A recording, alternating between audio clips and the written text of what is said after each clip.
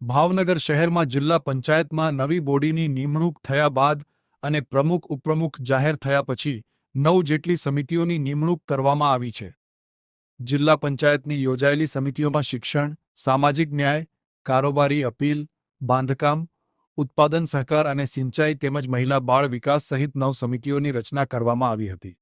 અધિકારોની ઉત્પત્તિ કરાવવામાં ગુજરાત પંચાયત અધિનિયમ 1993ની જુદી જુદી કલમોની જોગવાઈ હેઠળ અને જિલ્લા પંચાયતને 5 ગુજરાત પંચાયત અધિનિયમ 1993ની કલમ 145A હેઠળ ભાવનગર જિલ્લા પંચાયતના નીચે મુજબની 7 સમિતિઓની અઢી વર્ષની મુદતની રચના કરવામાં આવી। તેમાં શિક્ષણ સમિતિ, અપીલ સમિતિ, પ્રભાબેન ગણપતભાઈ કાશેલા, અમીષાબેન લક્ષ્મણભાઈ ભુમર, ઈશ્વરભાઈ લાખાભાઈ મકવાણા, ઉષાબેન ભરતભાઈ ધામેલિયા, મિતેશભાઈ વિનુભાઈ બાબરિયા, જયંતિભાઈ બાબુભાઈ બાંભણિયા, ભારતીબેન વિઠ્ઠલભાઈ વિંગરાડિયા, ભગવાનભાઈ ધનાભાઈ મેર।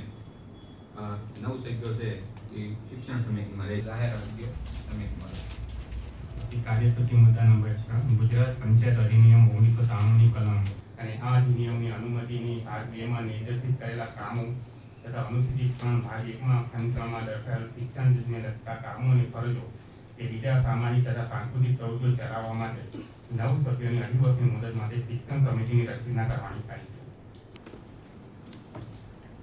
શિક્ષણ સમિતિમાં પ્રથમ સાધારણ સભામાં મુખ્ય મુદ્દા તો 9 સમિતિની રચના કરવાની જ હોય છે। તો આજે 9 સમિતિની રચના કરવામાં આવી અને જે કાંઈ જિલ્લા પંચાયતના સભ્યોના જે કાંઈ પ્રશ્નો હતા એનું નિરાકરણ કરવામાં આવ્યું છે। મુખ્ય તો શિક્ષણ, અપીલ, જાહેર બાંધકામ, સામાજિક ન્યાય, કારોબારી, જાહેર આવી 9 સમિતિની રચના કરવામાં આવી છે।